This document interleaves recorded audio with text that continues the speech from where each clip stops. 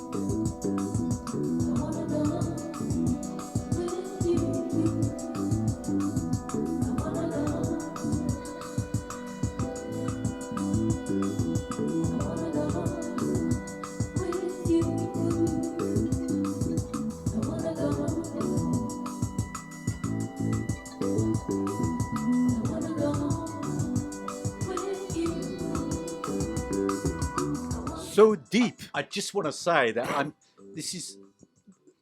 I'm quite overwhelmed because I was saying to Eric earlier how I don't have a record player, I don't buy records, and I've so enjoyed just listening to that right now, because when you're listening to something on vinyl, you're usually listening with a lot more intent than you are, say, if you're listening to a playlist or you're just switching on an MP3. But okay, I don't want to get all too chin scratchy here, but what I'm experiencing is Summer Madness meets Intergalactic Love Song by Charles Island. I experience things in a very visceral way, but there's definitely that feeling. You can feel the heat. You can feel the West Coast heat. Yeah, I was thinking about Donald Byrd. I was thinking about Mitchell Brothers. Yes, that's whom I was thinking about. Yeah. But please, what is this record here? Wow! City Heat. This is City Heat. This is interesting. This record is a reissue of. Can you hold it? This is a reissue of some music that was made by Joanna Law and her brother Simon Law, and it was made around between 87, 88, possibly 89. I can't remember the exact date, which was a very colourful and very exciting time to be in London. I was living in London at the time, and around the clubs there was this incredible mixture of sounds that you could experience. You could go from a rockabilly club to the Mud Club was kind of, when I first got to London, was like my mecca, and nice. Jay Strongman would mix up go-go, hip hop, Yep. electronica, jump jive. It was a remarkable, and then you'd finish off the you might finish off the evening going crazy to the theme from Hawaii 5-0 was an often move that he would use. So there was this very interesting. It felt like it was a moment in time where there was going to be a change, and Simon and Joanna, they were signed to Chrysalis Recordings, but it was quite a short-lived experience for them. They had, I think they had something like 2 12s and a 7, and this package here, which the vinyl came out on a label, Rewarm. Okay. Fantastic label, which I did a bit of work for during lockdown. Big shout to Mickey, Mickey and sorry, forgotten your name. The other guy, he's the owner. They were really interested in this record because it's a kind of forgotten UK street soul record. But it's very important because if you listen to this record, you will feel the beginnings of Soul to Soul, because that's what I thought when you played it to me. Shortly after Simon, and this was recorded in the same studio, Ross Anderson studio in central London, and this record is dedicated to Ross because unfortunately he passed away. Let's play side B. You will hear the beginnings of Soul to Soul, and that is way before. Simon then hooked up with Jazzy and the whole crew. Yeah. And the rest is history. They sold 10 million records. Wow. So that's side B, right? First track. That's the one I think we're going to hear Strange How It Goes. I can't remember. Yeah. Side B. Let's try it. Yeah. It should be. Yeah.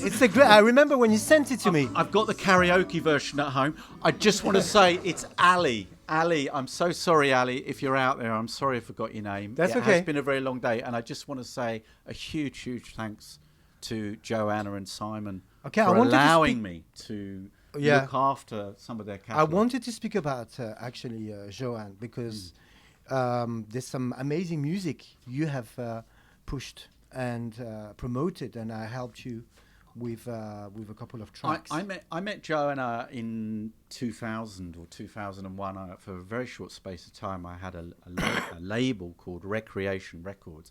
The first ever release on Recreation Records was Joanna Law on vocals.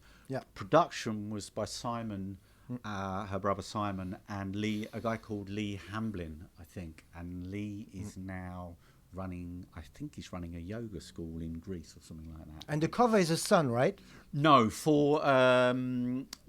you're probably thinking about the anthology. Okay. So for the anthology, Joanna took a very keen interest in my wife Catherine's paintings. Okay. Lytton Artworks, if you want to look into that in a bit more detail. She took a very keen interest in Catherine, my wife's paintings, and as a result, one of her paintings was used for the anthology, and the anthology was all of Joanna's solo work, mostly recorded from around 91 onwards. Amazing voice. With amazing three singer. Guest, three of her featured performances with a UK band called Pressure Drop, who, if you've never heard of Pressure Drop, you absolutely need to go there. And it was a great, great honour for me to meet Joanna 23 years ago and to tell her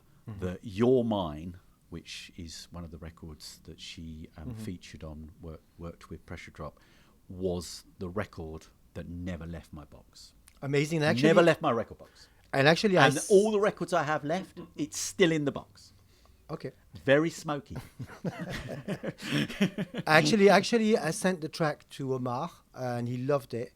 And Daf Jazz and Get Funky Fresh also loved it. Sonia, Bella also loved it. So yeah, it was important for me to speak about it. Now we have another record here. Good Lord. That is, before we go into the world of reggae. Ah, okay. Because reggae is important for you. Sure.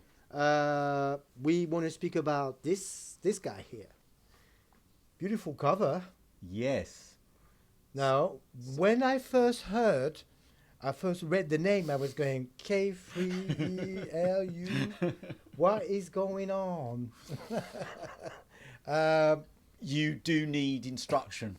You need some kind of instructions. You wouldn't know. You not only need instruction. Is there a special code? You not only need instruction on how to say it, you also need instruction on how to type it. And unfortunately, I've forgotten how to type it, because what I started to do was copy and paste it from the first time I typed it. Yes. There is a way of typing it. It's curlew, as in the bird. Okay. There's a reason he's called curlew, and I've forgotten. I'll be honest. So curlew is Pat Hatchet. Pat Hatchet. And Pat Hatchet is a huge producer. Multi-instrumentalist. I got to know Pat during the days when I was label managing at BBE Music, and Pat co-wrote an album with a guy called Rhys Adams, and they worked under the name Yes King. Okay. And some of you will know that the first Yes King album was Rhys and Mark Ray. So I got to know Pat. He'd co-written the album with Rhys, and during lockdown, we had very interesting conditions, I think, in lockdown. But very fertile conditions for certain good things to happen. Well, there was more time. Yes, exactly. Pat had spent many years living in cities. Okay. But during lockdown, I think he'd moved before lockdown or just before. He was living in a rural part of West Cork in Ireland. Okay, just a second. The reason also why I wanted to show this record is because it's in the book. In the book that is right there, we can't be stopped. And it's a family affair here because the artwork is Mrs. Hatchet's. Yes. Beautiful, beautiful artwork. Yes. It is a beautiful artwork.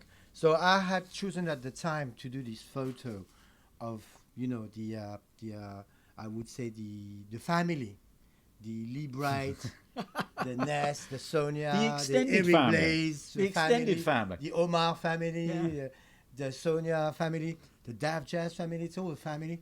I had chosen the Sly Johnson. And you chose that record, so people that will see that book, they will see you with that book.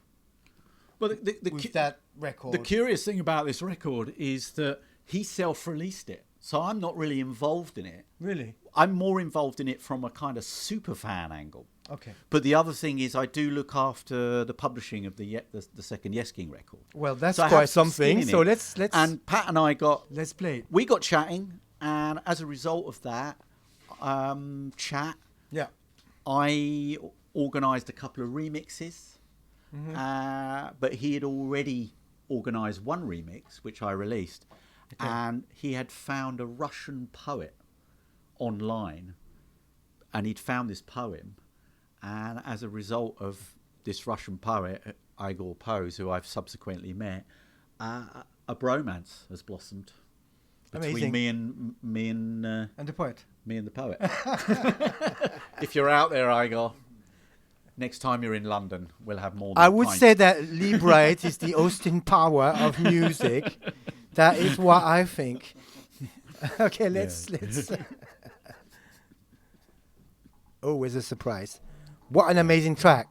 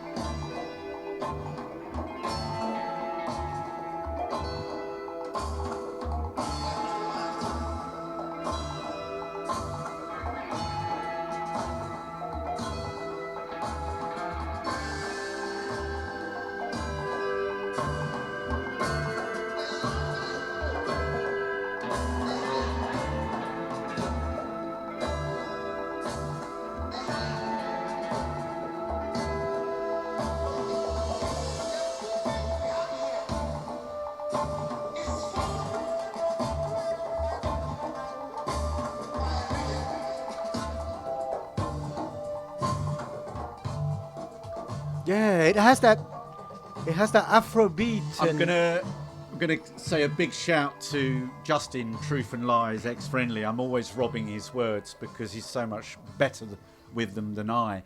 But I think it was you, Justin. I'm sure you're watching. I think Hello, it Justin. was you who used the expression cosmic Afro disco. If it wasn't, I apologise, and whoever it was, please stand forward. Please come forward. That is fantastic. And what happened was that after many discussions with Pat, we reached out to a guy called Sam Redmore. Of course. Who's a very nice man, who's, I think, recently released his own album last year. And Sam did a remix of that for us, which was released on Tangential Music. There is so much. Digital. So much release on amazing releases on Tangential Music. We had 52 releases last year. Yeah. So there's a lot of stuff you don't even know about. I know. Yeah. So let's check what we have in store for the reggae. Let's have a look what we have for the reggae here. Do you wanna come next to me? Here. Okay. We have this guy here. Joan Reggae drummer. Joanna reggae drummer. What I will say is that Ness introduced me to Joan Reggae drummer, I think about a year ago. Would it be about a year ago? Possibly. Maybe more. Maybe a little bit more. And as part of our team, what we do is we reciprocate with regard to assisting with the plugging of records. So I was tasked with working on this EP. I think there was maybe two singles from it, and then the 10-inch, which is beautifully put together. Yeah. I think they sold out quite quickly. Yeah. There's still some at Kanaga Record, and still a few at Kanaga, which is not an easy thing to do in this age. I think it was the first release for Two Flames, was it? Yeah. 500 copies only. And Two Flames is Joan's label? It's his partner. His partner, right. Yeah, okay. His partner, sound engineer. And this guy's just got an incredible... it's like he was born drumming. That's the only way I can put it. Yeah. And he's very famous for his Instagram videos where he has millions. Massive following. Massive followers. And it's like he spends all day, every day in a studio drumming. But Yeah. for now, we listen to this 10-inch. And which track would you like to play? I would like to hear Dubbing Irie, B1. Okay. We good with that? Yeah, for sure. Let's speak about reggae, because I noticed that you very much. Let's wait, because he's putting this together. Okay. Okay, so let's listen first. I speak too much.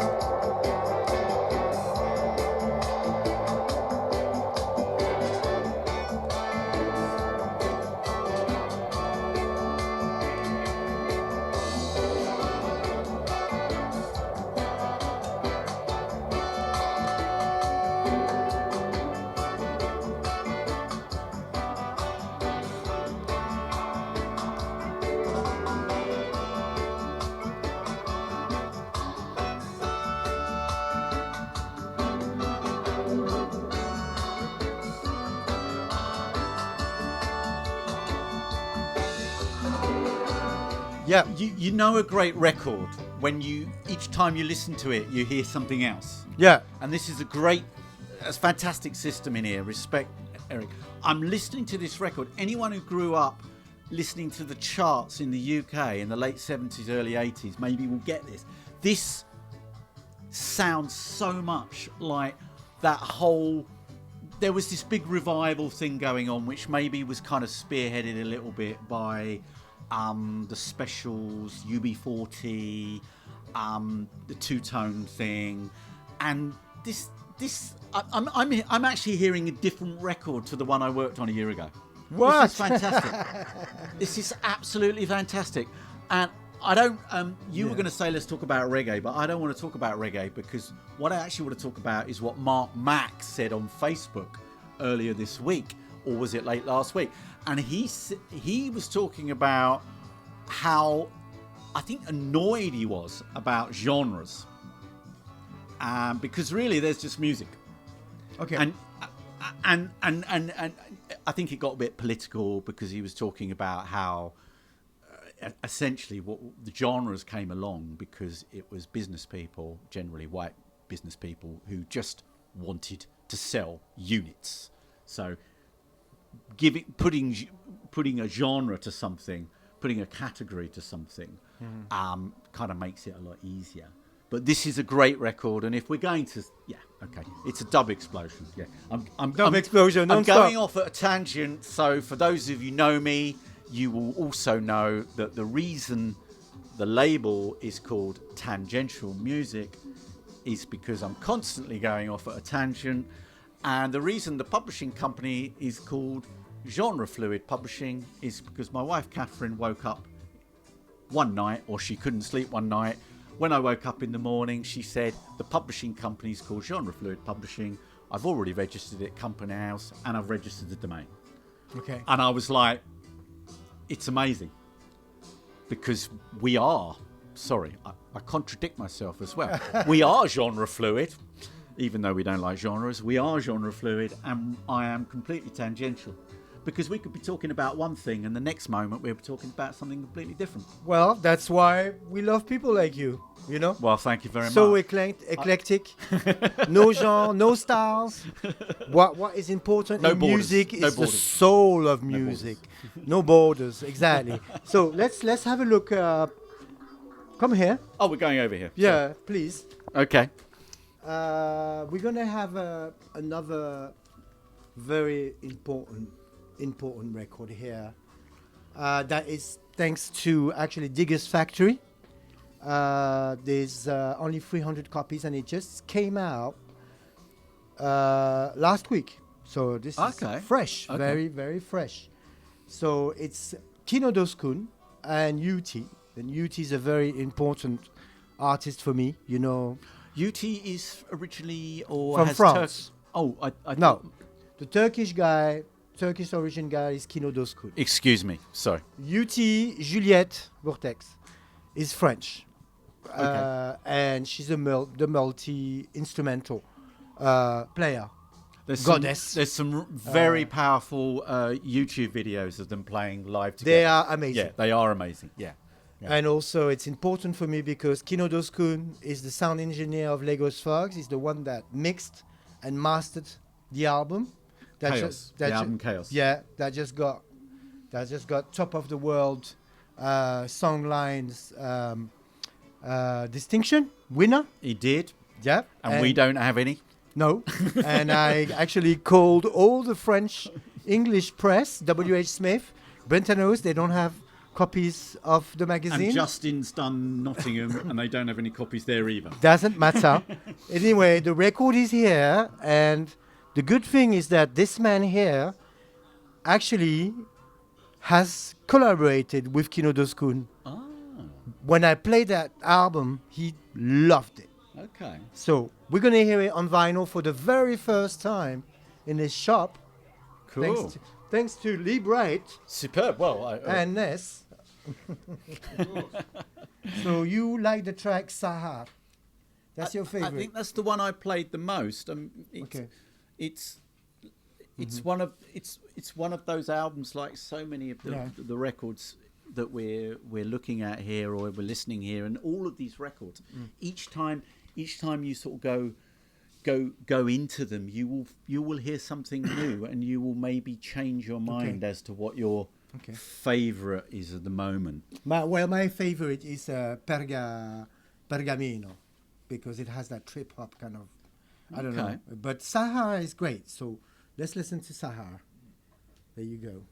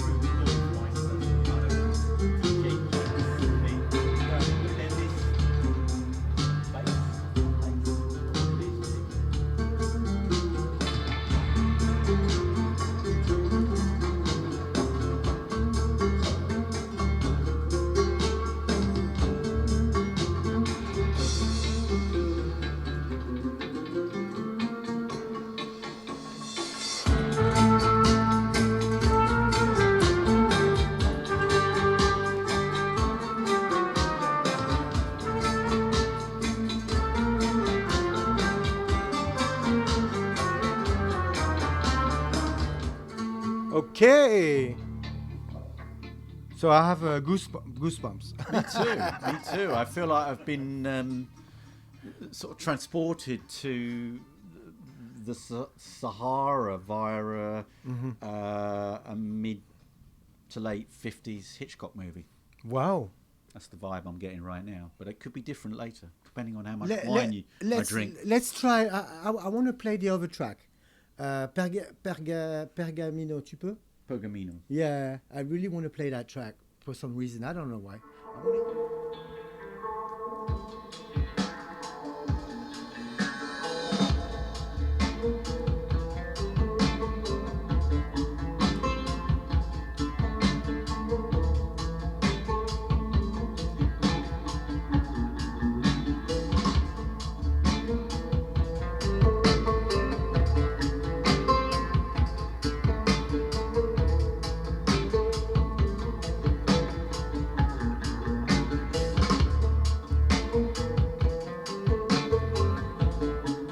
Superb. It is. Yes. It has that almost Grace Jones, Sly and Robbie, Compass Point Yeah. studio kind of feeling. You know, It really has. It's for me. It's timeless production. It certainly feels like it's something that's come from a long time in the past, but he's very much. Sorry, I'm going to sound like absolute. Very much talking to the present and the future. Right, there you go. I'm off. Very, very interesting. Very interesting. It's a superb record. Is that my copy? Yeah. Fantastic. So I shall give that to Justin. No way. You keep that for you. He will appreciate the vinyl in So a way that now- I won't. So now we are going to have a look at eBlaze. eBlaze, that is right here. We have the man himself here. The man himself. The Yes. man in the shop. Amazing records. So there is. He has released a lot of incredible records, but I think the first record that I actually played for you was this one. Yes, for the love of it. Yeah. For the love of it. Which is one of my favorites. Volume 3, which came first. Yeah. Exactly. It's good to have people talking and scratching their heads. So which track would you Goodness like me, to play? that's a tricky one. I would probably go with Raw, actually. Interesting. But like all of the records that we've been listening to here, each time can be a different experience. Okay. So I'm happy to go with Raw. And I got to give a big shout to Eric over there for you did these yourself. You self-pressed them, yeah. It was a brave thing to do. Very brave thing to do.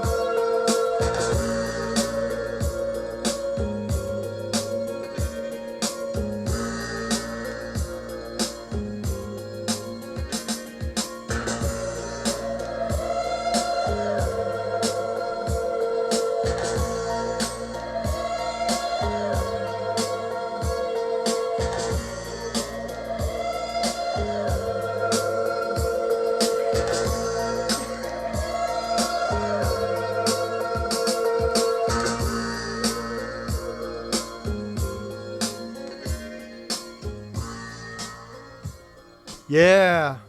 Very dramatic, and that voice that comes through is very, very haunting. Obviously, Yeah. the whole record. If there's still copies available, then you need to come to Paris, come to Eric's shop, and spend your money. Don't delay. And come to La Place because Eric is going to be playing at La Place Centre Pop. We're going to be doing a huge evening with so many people, so many beat makers, so many names, so just check it out. There you go. So now I have saved the beginning of really when we started to really work, really work intensively together. Nimus Sextet. I still have nightmares about it to this day. We can say this together after 3. 1, 2, 3. It's all Wayne's fault. It's all Wayne's fault. It's all Wayne's fault. But you know what? You know what really pleases me is that when I speak about Nimus Sextet, I have done.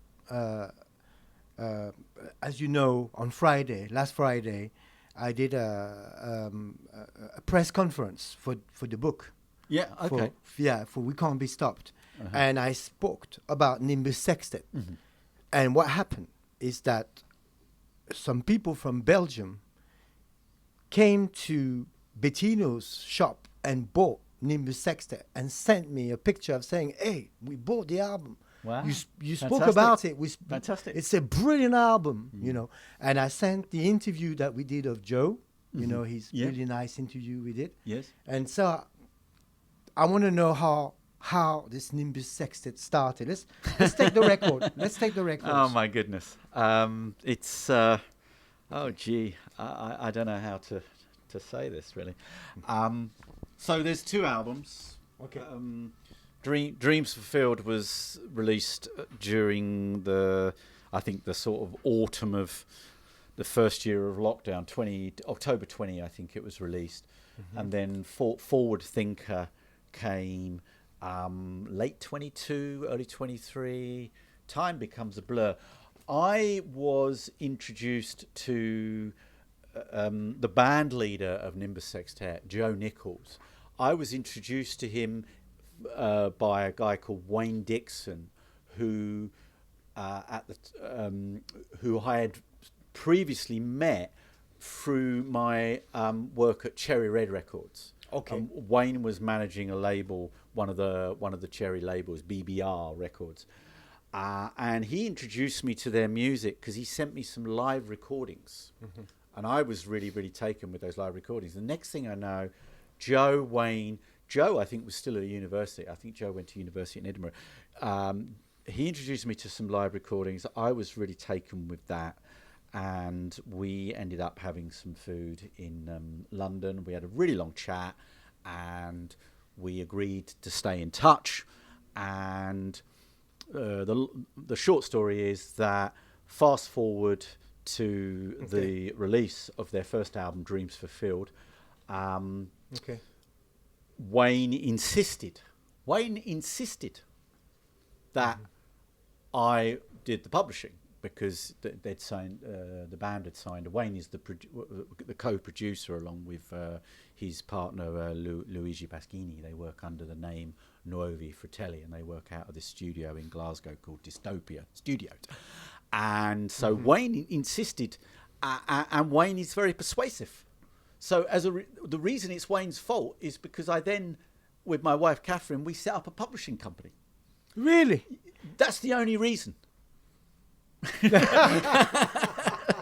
So yeah, we set up this publishing company, and it is very complicated. I don't want to bore the audience, but both of these albums, but especially the first, I think in some ways the first has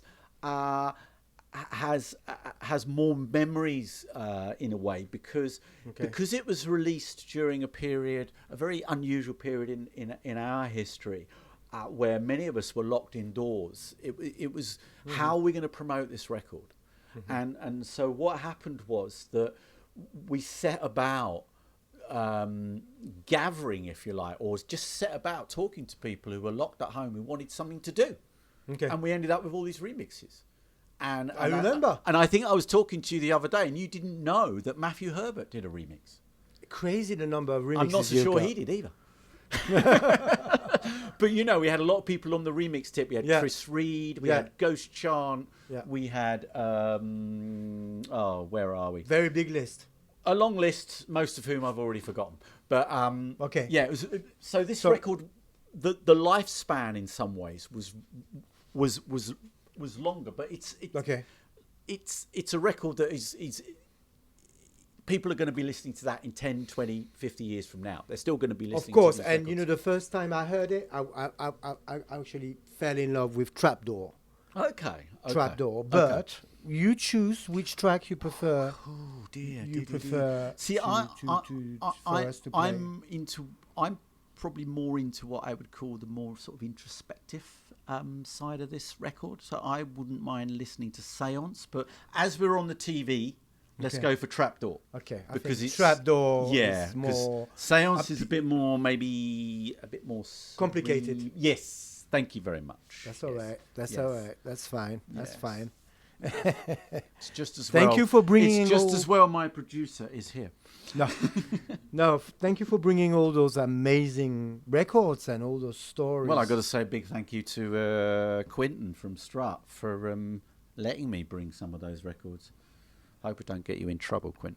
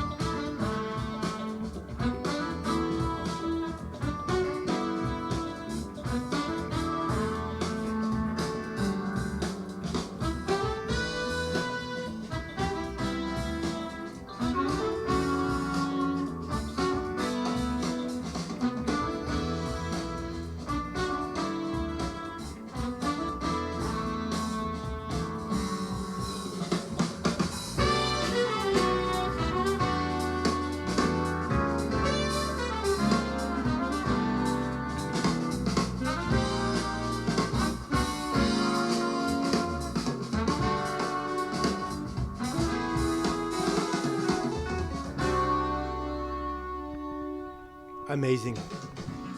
I've watched this band grow and grow and grow. The last time I was here in Paris, I was here with Ness. Amazing job. They were on RFI TV. They played the New Morning Club. They did numerous interviews.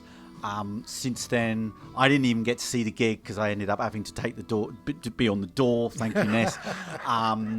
But I met lots of very interesting people and had some very engaging conversations. But they've grown and grown and grown, and they're now in a situation where some incredibly exciting things are coming out of Dystopia Studios. They're just about to release a cover version of Royaire's Searching. It's already starting to blow up on some of the key UK channels, and I'm sure it will be blowing up in France very soon. Sure. Thank you very much, Ness. So do look out for Nimus Sextet. Very exciting things coming this year. Yeah, I can assure you. for sure. And also we have one of my favorite artists on the label is Milton Ghouly. I remember the first time you played Milton Ghouly, I was just blown away by his music, and I think I told you he was one of the strongest artists, and Yes. I was so happy because Fippen played it, Nova played it. He even got an article on Nova from Bintu. Amazing. And there you go. This is Milton. Yeah, the vinyl's sold out, by the way. Liar. He's a good liar, so it's okay. So Milton Ghouly, I did somehow I knew his projects. I knew the Afrobeat project. I knew some of his projects, but I didn't know the guy himself. But I knew that Afrobeat because I'm a crazy Afrobeat nerd. So speak about Milton Ghouly. Well, tell us what you can say. I first met Milton, and I've never actually met him face to face. So I've only ever met him the Zoom and all of that. I first met him, I think 2013, 2014, and he and a Mozambique MC, Simbois Sitois, had made a live tribute to A Tribe Called Quest, and it was beautifully played, fantastically sung by Simbois. Most, if not all, I think, is in Portuguese. So he sang the songs in Portuguese, and it was called A Tribute to the Tribe. And that was when I first met Milton. we did this album. It was released BBE Music. It was released, I think, 10 years ago this year. And then, like some of the other releases we've discussed here, say the Curlew release, during lockdown, Milton reached out to me. I hadn't spoken to him for a number of years. He reached out to me and said that he'd got this project that was ready for release, Quotidiano. I believe Everyday Life. If I'm wrong, I'm so sorry. He had this project. He sent me some tracks to listen to, and I was instantly hooked. And it took a while. It took a while for us to come to an agreement, but we did.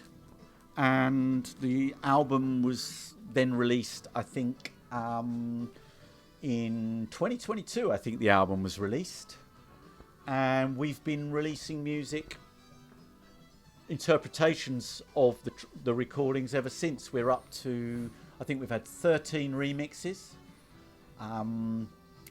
Kid Funk, Olivia de Lanzac, Ghost Chant, Dr. Drummer, Origin One, Soul Sugar. That guy from Germany. What's his name again? Oh my word! Many people. There've been sorry if we've forgotten you, but there've been all these fantastic remixes. Yeah. And it's the project that keeps going, and it's because the music is just so good, and there are so many different places that people are taking it to. So, and Quotidiano has a beautiful video. Check it out on YouTube. Does, yeah. It is really is something. And if you go onto Vimeo, there is a concert of the album. Really? And it is magical. So let's play, because I introduced you to this guy called Soul Sugar. Yes, Soul Sugar. I might meet him tomorrow. Soul Sugar is one of my favorite reggae producer in France, and I've known him for a long time. When I was working with Paris DJ, that's how I got to meet him, with Grand Fabao and Loïc Duruy. He's an incredible keyboard player, incredible producer, and you might meet him in Paris. So I'm hoping we might have a coffee. Okay, we're going to hear his remix of Algoritmo, yeah?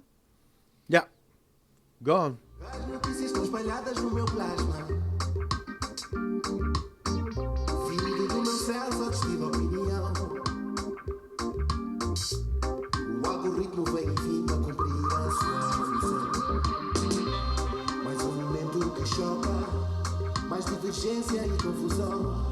É mais fosso que se cava agora, porque o teu like é de avaliação. Alimentando os extremos, agora tudo só é preto ou é branco. Pra onde foi a imensa e humana forma de pensar? Estamos todos no mesmo barco. Estamos todos no mesmo barco. Estamos todos no mesmo barco. Estamos todos no mesmo barco.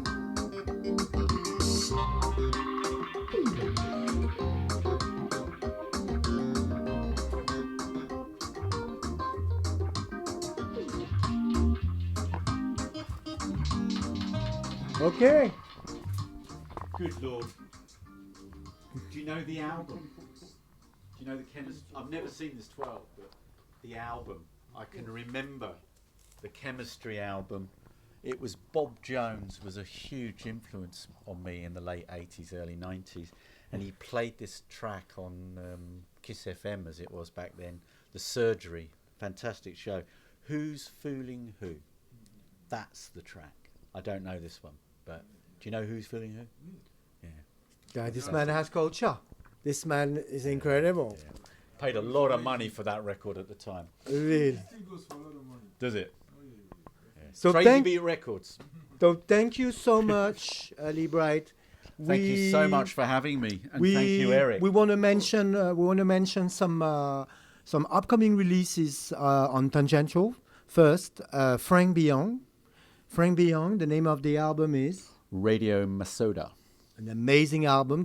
Check out the single right now with Tony Allen and Chifudo Chifudo Esiet. And also we have drama on the corner, Yes, we do have Drama on the Corner coming in February. right? We have already the track The Light. Yes, featuring Swala M. Emma Swat, yeah, from Les Frères Smith. Yep. Wait. So that's very, very hard releases. What else do we have that we want to... Well, I want to talk a little bit about Parisian-based DJ Oil.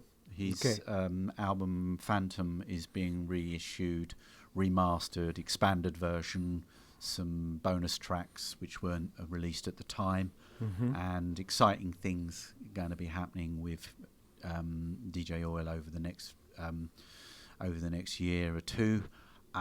We've just picked up Loretta Haywood. Some of you will know Loretta from her Bomb the Bass days. She had a top 20 hit, I think, around about 1990. So we're gradually going to be putting out her back catalogue. There's some unreleased material. She's got some new material as well. She's done a very, very alluring rework of the Abyssinians. Help me out, Sata. Wow. Sata Masaga. Thank you very much, Ness. That's yes. okay. That's fine. Lord, sorry. So many releases. Yeah, Mr. Bird's still on fire. He's got Yeah. a number of EPs coming Yeah. as we go from spring into early summer.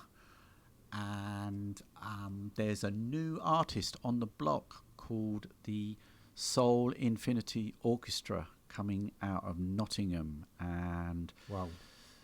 as much as I tell you I don't like genres, it's kind of got a touch of the UK garage thing. So Interesting. look out for Impossible with Okay. Nancy Carrera, who many of you will know from her sort of featured vocal days of being a junglist, basically.